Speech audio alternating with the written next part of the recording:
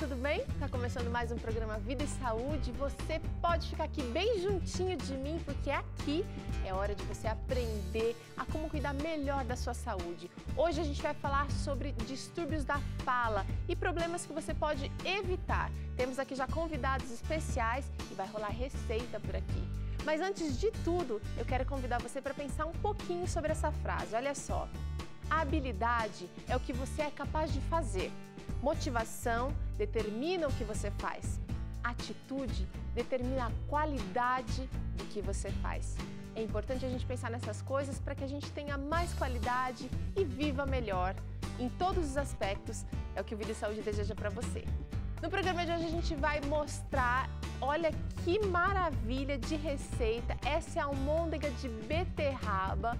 Uma receita fácil de ser preparada, uma receita totalmente saudável e que você deve preparar, pode até preparar com um pouquinho de antecedência aí na sua casa, mas não deixa de fazer não. Daqui a pouquinho a gente mostra os ingredientes dessa receita maravilhosa que o Vida e Saúde está trazendo hoje. E as nossas convidadas especiais, a gente está aqui com a doutora Rejane Fragoso, que é fonoaudióloga. Obrigada pela participação, Rejane. Prazer. E também temos aqui Melissa Barcelos, todo mundo já conhece. Obrigada pela participação, viu, Melissa? Obrigada pelo convite. Hoje diferente, né? Você já veio na Novo Tempo para fazer várias coisas diferentes, mas hoje não vai cantar, hoje vai falar. Olha, que privilégio poder conhecer esse estúdio lindo. Parabéns, viu, pelo programa mais uma vez. Obrigada. Rejane, você já esteve aqui na TV Novo Tempo para falar outras vezes? Não, é a primeira vez. Olha, mas você já estava na minha lista faz tempo. Eu tô bem feliz que você está aqui e vai participar com a gente. Fico feliz.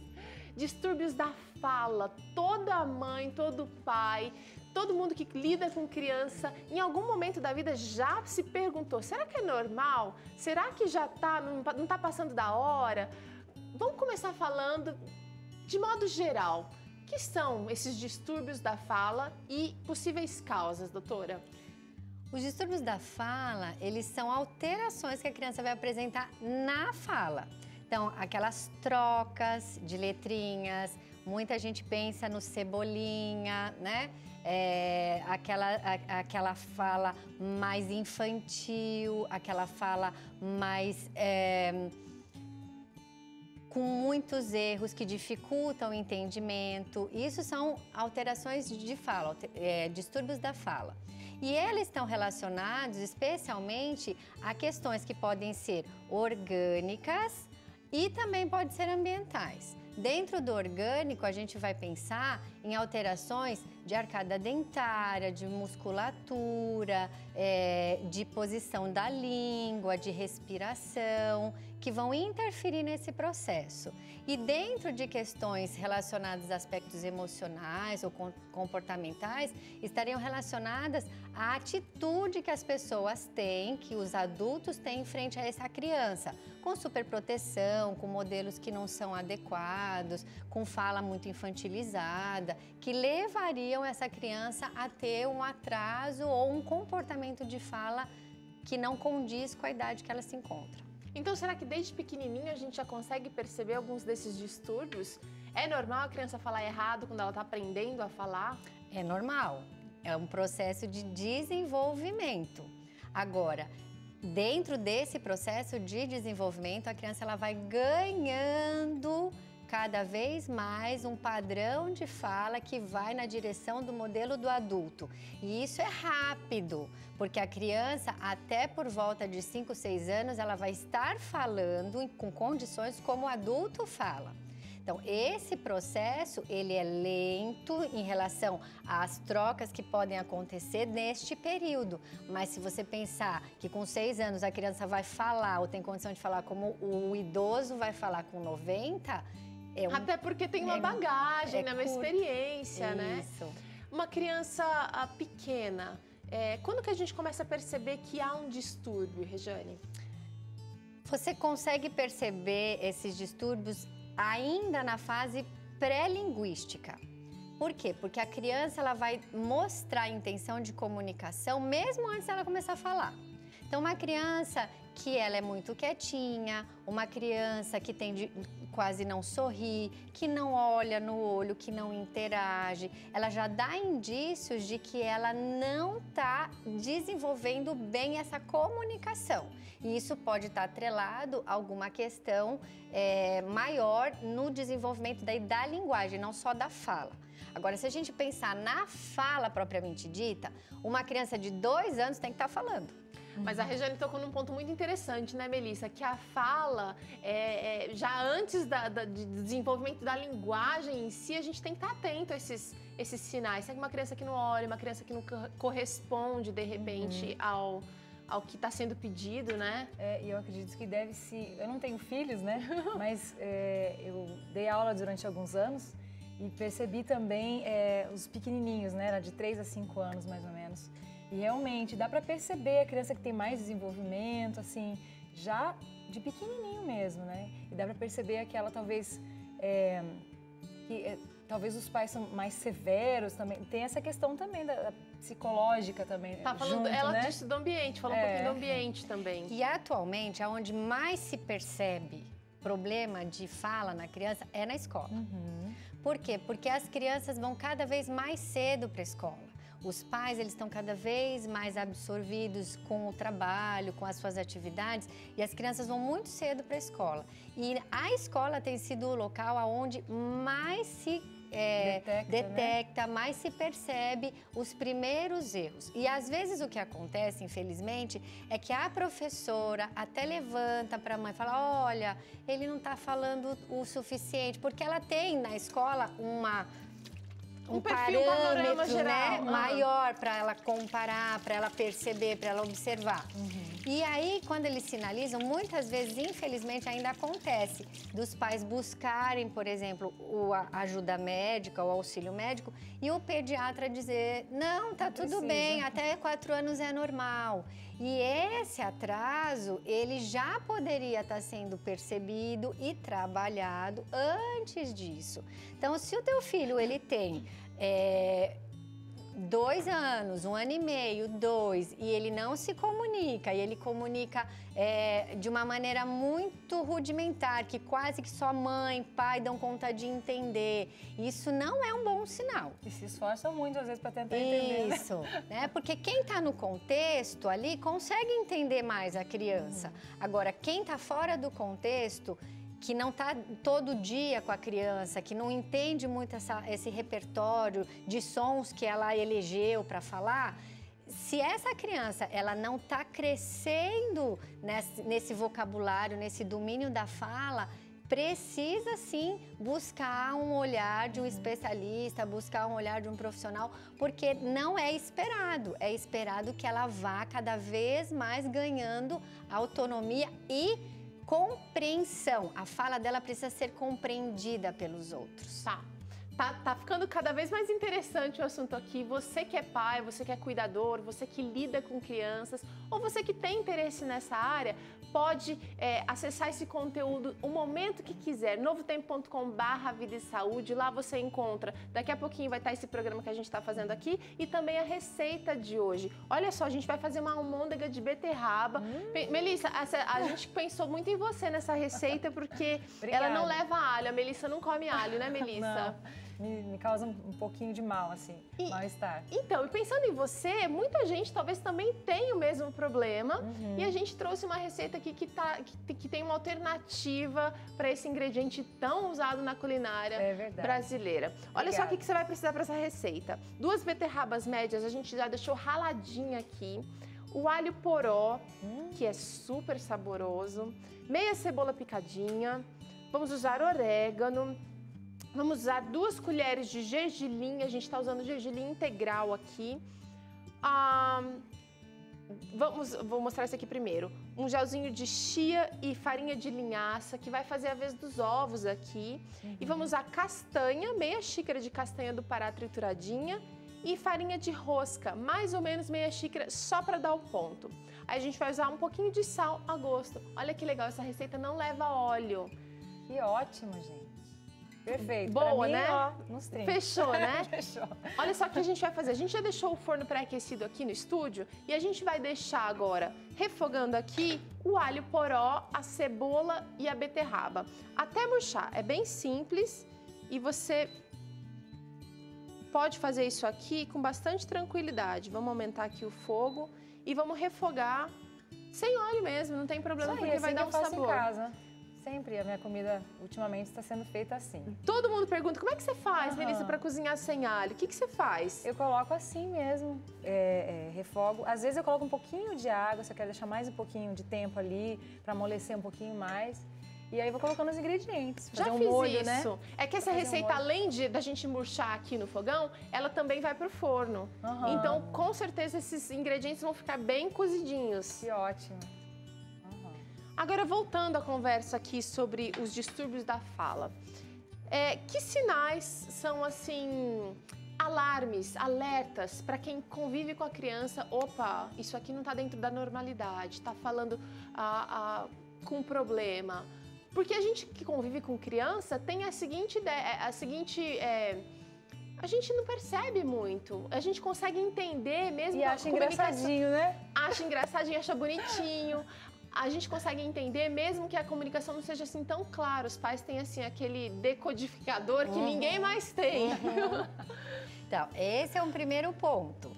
Quando essa criança ela só se faz entender no meio dela, isso já é um primeiro indício de que existe alguma coisa aí que não está bem. Tá. Por quê? Vamos pensar, eu tenho minha sobrinha que está com 1 ano e meio. Né? Minha sobrinha ela tem 1 ano e meio, mas ela ouve a frase, dá tchau pra tia Rê. Ela fala tchau, tia Rê. Ela não repete a frase inteira porque ela não é ecolálica. Né? A ecolalia é você ficar reproduzindo aquilo que você acabou de ouvir. Ok. Mas ela pega parte daquilo que ela ouviu e ela coloca como fala dela, conseguindo articular de maneira correta, mesmo. né? Tchau, tia Rê. Ela tem 1 ano e meio.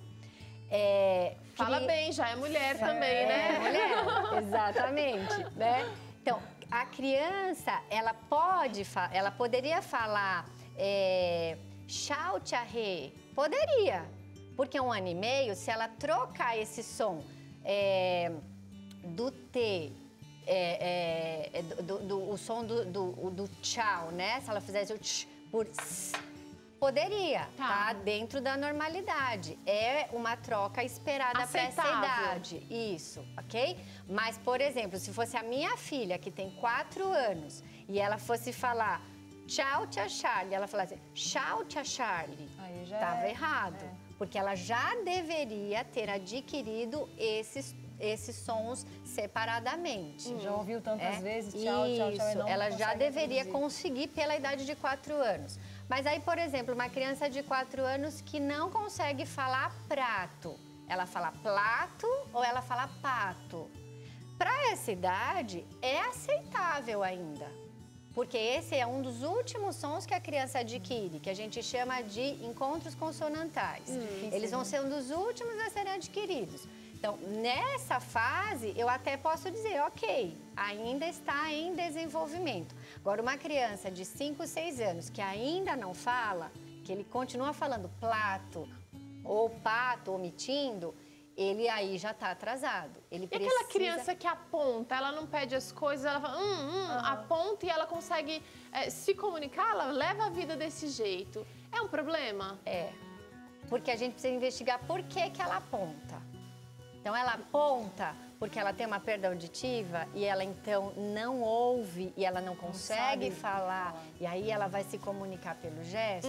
Não é uma questão auditiva. É uma questão de comodidade. Eu não preciso falar, porque eu consigo resolver minha vida ao apontar. Minha mãe tenta adivinhar e pronto. Isso. Né? E eu não se resolvo esforça, né? tudo com o gesto. Então, essa criança, ela está buscando a simplificação. E para ela não entendeu muito bem ainda o real significado e a razão da comunicação. Por que eu preciso me comunicar? Então, para essa criança, o falar, o trocar, não está sendo tão significativo. Por isso, ela tenta resolver dessa maneira. E isso não é um bom sinal. É um sinal de que as coisas não estão caminhando da maneira normal. Por quê? Porque é intuitivo ao ser humano falar. Tanto que a gente não fica, pode qualquer pai ou mãe, não fica pensando em como ensinar o filho a falar. Sim. Todo mundo fala. Nem se programa muito. Ó, tô só refogando, murchando aqui. Gente, O quero cheirinho já melhorou, né? Que cheiro bom. Cheiro bom. O alho poró. Ai, que delícia. Já Agora, alho com a cebola aí juntos. Ó, pra cozinhar assim sem óleo, é preciso uma panela que seja antiaderente, né, Sim, Melissa? Senão exato. a bagunça tá instalada. Sim, aí você vai ficar queimando ali, né? Assim é melhor. Ó, refogou, a gente vai deixar murchar agora. E a gente vai colocar aqui 2 colheres de gergelim. Vai dar um toque todo especial pra essa receita. Amo gergelim demais. Pra refogar. Demais. Bastante cálcio aí no gergelim. Bom, qualquer hora a gente vai ter que trazer a Melissa aqui pra vir mostrar as iguarias que ela prepara Pois na é, cozinha. eu tô Porque eu achando. sigo a Melissa e ela faz muita coisa legal. Invenções. Rejane, a gente estava falando aqui de como os sinais de alerta, né? Quando é que a gente precisa se preocupar. Agora, nem sempre quem convive direto com a criança vai perceber. Por exemplo, é um professor que vai perceber, ou é uma tia, ou é uma mãe que chega de fora e, olha, ela não está se comunicando direito. Nessas horas, os pais precisam ter até uma certa humildade para aceitar o problema e buscar ajuda, né? Então, eu já tive no consultório mães que vieram com a criança para fazer a avaliação e ela falou assim, não, a escola pediu, eu achava que ele não tinha nada. Aí eu falei, então, mas além de você, do seu marido, do seu filho, quem mais consegue entender bem o que ele fala? Ah, muito poucas pessoas. Eu falei, então, aqui comigo, eu tô tendo bastante dificuldade dele me nomear. Pera, maçã, o que ele falava era, assim, o recorte que ele fazia de sons era muito, muito, muito fora do que é o desenvolvimento normal. E aí, ela falou assim, mas ele melhorou. Eu falei, tudo bem. E o pediatra disse que até 4 anos isso é normal. Aí eu falei, ok, ele tá com 3 anos. Então, vamos fazer um seguinte raciocínio. Dos 2 aos 3, o quanto a fala dele progrediu? Foi pouco. A mãe me respondeu. Eu falei, então, você acredita que se nós não fizermos nada, nenhuma intervenção, nenhuma investigação maior, você acredita que dos 3 até os 4, que é o que a escola está te pontuando, que ele precisa ter mais domínio dessa comunicação para o próximo nível que ele vai passar, ele vai dar conta? Aí ela olhou para mim, não. Eu falei, então, é esperado que aconteça né? isso, mas se aconteceu algo nesse processo que impediu, a gente precisa intervir. Tem que ter a intervenção. E quanto mais cedo ela acontecer, melhor vai ser para essa criança. Tem até a questão também dos coleguinhas que já estão mais avançados ou mais desenvolvidos, ou na fase normal, eles também começam, né, a rir do coleguinha, rir do amiguinho, vai começa gerar aquela coisa do problema. bullying também, já pequenininho, né? Isso. Tem que cuidar muito com isso. E aí, nesse caso específico que eu estou descrevendo para vocês, apareciam algumas questões que são corriqueiras nas crianças que têm alterações de fala, que são hábitos que eles sustentam por tempos maiores. Então, esse menino tinha hábito de chupeta, tinha hábito de mamadeira. Você tocou num ponto fundamental, porque a gente está detectando o problema, mas foram gerados esses problemas, não foram questões orgânicas, aí já questão do ambiente. Então, e por um tempo prolongado de uso desse tipo de subterfúgio, né? Exata, de compensação, a criança, ela passou a ter alterações de arcada dentária, de musculatura de bochecha, de lábio, de respiração, que aí vão dificultando a fala dela. Tá, tocou num ponto super importante, eu quero convidar vocês e você de casa também para assistir agora uma matéria que a nossa equipe preparou de exercícios de respiração e na volta a gente conversa mais sobre esse assunto, que tá interessante. No quadro Informa de hoje, nós vamos aprender algumas dicas de respiração, como a respiração é importante para a oxigenação do nosso cérebro, para abrir a nossa caixa e a amplitude da nossa caixa torácica e também para aumentar a distância entre nossas vértebras. Então, a seguir eu demonstrarei alguns exercícios fáceis que poderemos fazer em casa.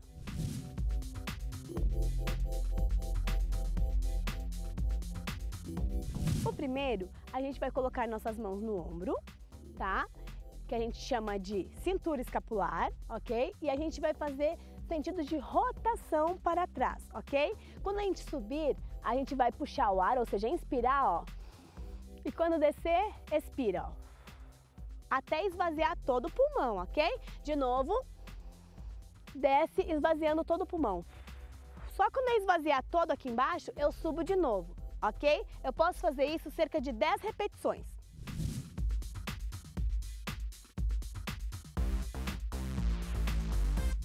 O próximo, bem simples também, nós vamos fazer a contração do nosso ombro lá em cima, inspirando, ou seja, puxando o ar, e vamos soltar como se fôssemos derrubarmos o nosso braço, tá? Como se o nosso braço fosse cair fora, ok? Então vamos subir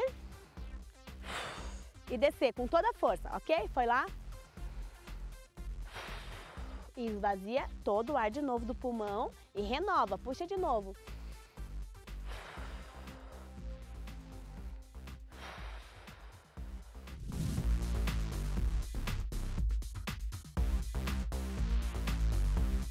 Bom, o próximo é bem simples, vamos usar toda a nossa amplitude da caixa torácica, passando a nossa mão cruzada assim lá em cima, puxando o ar e descendo, soltando o ar, ok? Foi lá, ó. De novo. E pode dar uma leve flexionadinha no joelho, ok? Foi lá, ó. Subiu, desce e solta. De novo. Soltou. Quando eu subir, eu dou uma leve seguradinha na minha respiração, ó.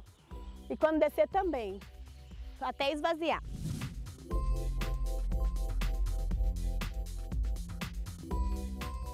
O próximo também bem simples e último, ele se chama gato, ok? Alguns chamam de cat. Então, é um exercício que vai abrir as nossas vértebras. Então, a gente já trabalhou a nossa amplitude do ombro, né? Já a amplitude torácica. Agora a gente vai trabalhar a abertura das nossas vértebras, ok? Foi lá. A gente fica em 4 apoios, ok?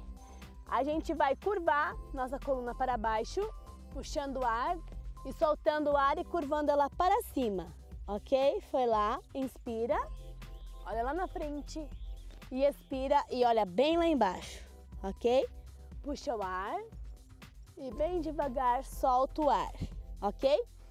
Lembrando, solta o ar até o final, esvazia todo o pulmão e enche ele de novo, inspirando. Bom, essas foram as dicas de hoje, espero que você tenha aproveitado e lembrando que respirar também é viver saudável. Um abraço e até o próximo quadro Informa. Que legal, quanto exercício diferente de respiração de tudo que eu tinha visto. Talvez a doutora Regiane já esteja familiarizada com tudo isso. Isso também ajuda nos problemas de distúrbios de fala? Então, a respiração, ela é fundamental. Respirar de boca fechada pelo nariz, como você está agora, é condição para manutenção dessa musculatura que a gente usa para falar. A criança que está com chupeta, mamadeira, dedo por tempo prolongado, altera isso, ficando com a bochechinha caída, lábio aberto, projeção da língua na arcada dentária e com isso ela modifica a condição de fala dela, a articulação de fala dela. O que a gente precisa então fazer? A gente precisa corrigir. De que maneira? Primeiro, removendo o hábito. Tem que tirar a chupeta, tem que tirar a mamadeira, tem que tirar o dedo. Eu chupava dedo até uns 7 anos. Ó, é a Melissa tá aqui a prova de que resolver. Olha que meu favor. A Melissa é exceção. Uma pessoa que foi até os 7 anos e que não teve problema dentário, é milagre. Não é regra, é exceção. E usa a voz como instrumento, lindo. E tem a arcada dentária linda que ela tem, isso não é regra, é exceção. Ok? Então, precisa remover o hábito. Depois que remover o hábito, aí a gente vai corrigir aquilo que está alterado. Então, se tem uma questão respiratória associada, porque houve uma flacidez da musculatura, serão feitos exercícios para fortalecimento. Ali no vídeo a gente viu exercícios focando mais a questão pulmonar. Aquele último eu faço na minha cama. Então, você vai fazer os exercícios respiratórios fazendo buscando a tarefa. o pulmonar, mas você vai fazer um fortalecimento da musculatura de bochecha, de lábio, de língua, para que a tua mandíbula volte a ter condição de ficar fechadinha. Entendi. E com isso, você vai reposicionar postura de língua e ao reposicionar a postura de língua, você corrige também a articulação de alguns fonemas que podem estar alterados. Por exemplo, o S. Por exemplo, essa que é muito comum, quem usa chupeta acabar falando... E a gente acha até bonitinho no começo, mas depois, gente, o adulto vai ter dificuldade. Vem cá, Melissa, ó, vamos fazer só uma bolinha. Eu já misturei tudo. É o gelzinho de linhaça que eu coloquei aqui, a farinha de castanha, que a gente moeu na hora, orégano, sal, e agora eu tô tentando dar o ponto com a farinha. Farinha de rosca. Farinha de rosca. Vai depender do tanto de água que a beterraba soltou. Já ia falar berinjela aqui. Soltou nessa... quando a gente refogou. Mas, ó, basicamente isso. Agora acho que a gente tem que pôr a mão na massa. Tá meio quentinho, mas acho que dá. Melissa, pega um pouquinho. Já lavei a mão, gente. Ó, nós duas. Aqui. Formou a bolinha. Dá ponto, sim. A gente vai levar no forno por 25 minutos até dar uma secada nessa bolinha. A gente já deixou pronto, faz só mais uma, Melissa, que olha que beleza, essa equipe é linda. Nada, vou fazer todas depois, quando acabar o programa. Melissa, a gente tem um pouquinho de tempo, sabe pra quê? Por quê? Pra tirar do forno pronto e comer. Vamos lá! Vamos comer! Rejane, vamos pra mesa? Opa. Provar essa delícia? Vou tirar do forno e a gente vai experimentar essa delícia. Que aqui uma sugestão, foi servida com pasta. Um macarrão integral, um molhinho de castanha que a gente preparou aqui também. Super simples, mas é uma sugestão. Pode comer com arroz, pode se comer com o que quiser. Uma saladinha também vai bem. Deve estar uma delícia. Tá bonito. E cheiroso. Deixa eu servir você. E você que está assistindo a gente, pega essa receita completa lá no nosso blog, novotempo.com/vida e saúde. Ó, vai combinar com a almôndega. Gente, olha o charme aqui. Que delícia. Ó, a gente vai provando aqui. E você que quiser fazer essa receita, pega lá no nosso blog e conta pra gente como é que ficou a sua aí. A gente se encontra no próximo programa Vida e Saúde, com muito mais informação e receita de boa qualidade.